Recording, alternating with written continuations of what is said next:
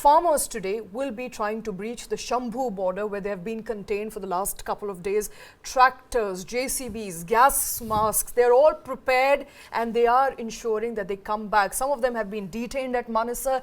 Visuals on the screens speaking of, I believe farmers there on the screens are also very, very sure that they want to move Delhi. They're not happy with the offer that the central government has made to them. This was the 4th round of meeting and it has failed as well. Right, and you're talking about 14,000 farmers and 1,200 tractors. That's the count as far as today is concerned. And bear in mind, this comes after, as you've been rightly pointing out, the government's offer to give MSP, minimum support price, for cotton and maize and pulses. Now, the thing is that they don't want it for only these 3. They want for all 23 cash crops. And the question here is, even as we keep looking at these farmer protest visuals, which have become, since the time it began, they're looking for the farmers' demand also includes, for those involved in the previous set of farmers' protests to not be prosecuted, for justice to be given to what happened in Lakhimpur Kheri. They have a range. They want pension, they want debt waiver, they want higher MSP, they want a legal guarantee on that MSP. But all of this, notwithstanding the fact that the government has tried to negotiate with them this time around,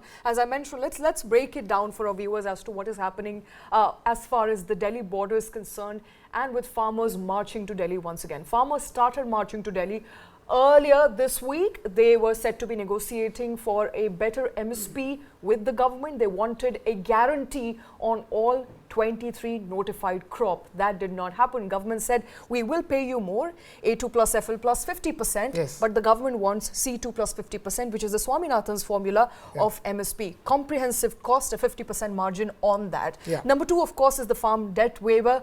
Now, farm debt waiver, of course, government is not committing to anything on that at all. Pension seems too outrageous at this point, Krishna. So a barrage there of asks, demands, that some of which government is relenting to, agreeing to, some of which government is saying not going to happen. But farmers are marching to Delhi, and it's going to be a day where traffic jams once again will clog Delhi and NCR region. And the Delhi police have given traffic advisories to avoid certain roads in the national capital, because they're really sensing the fact that there's going to be absolute madness on the roads because of this. And bear in mind, nobody has forgotten the kind of impact that it had on commuters and city dwellers of the National Capital Region in 2020-2021 when the farmers' protests first broke out. So everybody is dreading what's going to happen today, even as we begin this day. That's why traffic advisories have already been put out.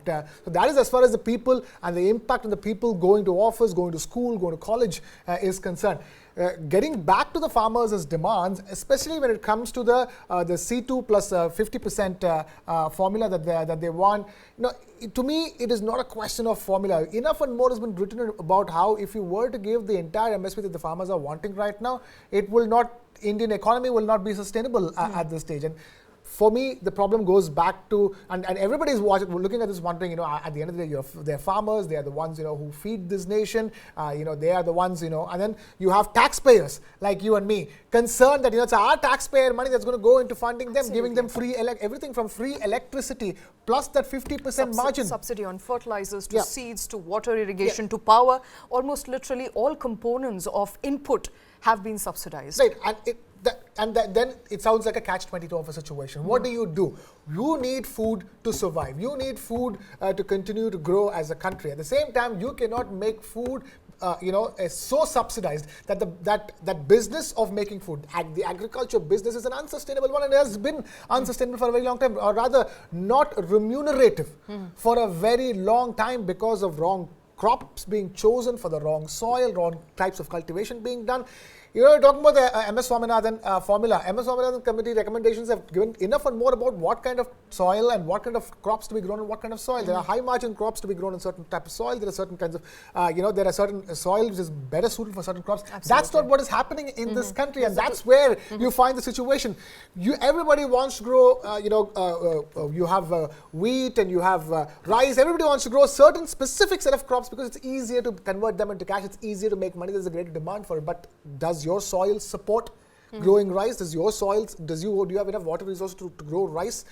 Does your conditions support the growth of the wheat? So the question here is choosing the right crop for the right soil, for the right conditions, and ensuring that farmers are given high margin, high value agricultural produce to make, so that they don't end up where they end up. And the problem here is that we need a rewiring of our agricultural system. Absolutely. And that's where the problem lies, because everything that's being done right now is like a band-aid to being put on a cancer, where you need to go deep inside the roots of this problem of agriculture not being a remunerative business in this country. And at this point, with what the government is proposing, they're saying we will give you a higher margin, we'll give you MSP, guarantee that MSP on at least 5 crops apart from wheat and rice, so a total of 5 crops for the next 5 years. But the government is, and the farmers are saying right now that this looks like sustenance and not income. So what they are absolutely hoping to get from the government is a continuous source of income, as opposed to money provided to them for and the fair market value of their produce. So they want to go beyond that,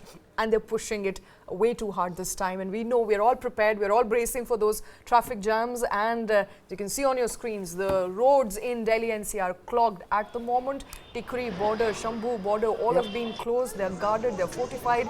Delhi seems to be fortified once again. We don't know whether farmers will be able to come into Delhi. They are, of course, hoping to do so. Krishna. Talk about Jai Jawan, Jai Kisan. We have both at the borders at the stage. Both Jawan and Kisan, absolutely. Nobody likes to see this. These are not great. Not the right kinds of Jai Jawan, Jai Kisan. Absolutely. Not a scenario that anybody would hope for it to pan out, with farmers there absolutely, protesting, as is their right to protest, but also suffering in the same, breath. They have been faced with tear gas shells, they've been faced with lathis, and then they continue to face all of that, continue to resist and try and march to Delhi. Whether their demands are fair or not, we continue to discuss here on Newsline, and we will do so.